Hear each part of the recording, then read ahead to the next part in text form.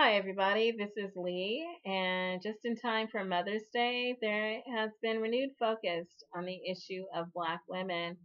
who have been mass incarcerated into the prison industrial complex, and that there are groups that have formed to raise money to bail them out, and that there are other articles, many that have been released on the strange nature of our for-profit bail system, let alone our for-profit prison system, but the concept of bail itself and how it's negatively affected criminal justice, so to speak, in the United States, and that the United States and the Philippines are the only nations that have this bail system in place, and that the main beneficiaries are the insurance companies. And so several groups have gotten together to bail Black women out of jail for Mother's Day, and that there is an article at The Root that I'll post a link to in the description that describes that what they're trying to do. That many of these women who are being held in jail have actually not been convicted of a crime, that they were arrested and then held on bond and did not have the wherewithal financially to pay the bond, and so they have to remain there, and missing out on Mother's Days, missing out on time with their family, that they have not been found guilty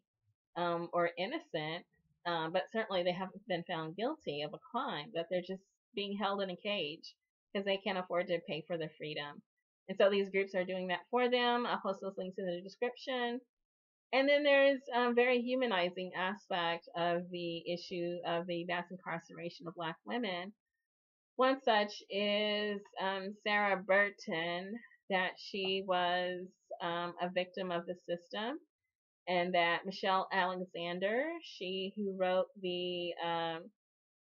New Jim Crow, Mass Incarceration in the Age of Colorblindness, basically laying out how much our modern day prison system resembles our olden times slave system, that similar things are happening, including having to pay for your own freedom in order to get out of jail, even if you're not guilty necessarily of a crime or you haven't been proven guilty. And so Michelle Alexander examines the story of Sarah Burton. She's written a book that's been recently released this past April, Becoming Miss Burton from Prison to Recovery to Leading the Fight for Incarcerated Women. And so I'll post a link to all these articles in the description. But again, overall, it just tells of the torture, the psychological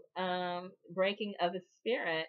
and then also the financial toll that the for-profit prison system and the for-profit bail system take on entire families.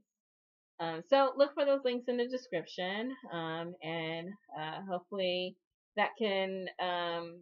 be a light, knowing that there will be some women who will be making their way home to be with their families and their children just in time for Mother's Day, due to the work of activists creating grassroots support, specifically Black Lives Matter. Good luck.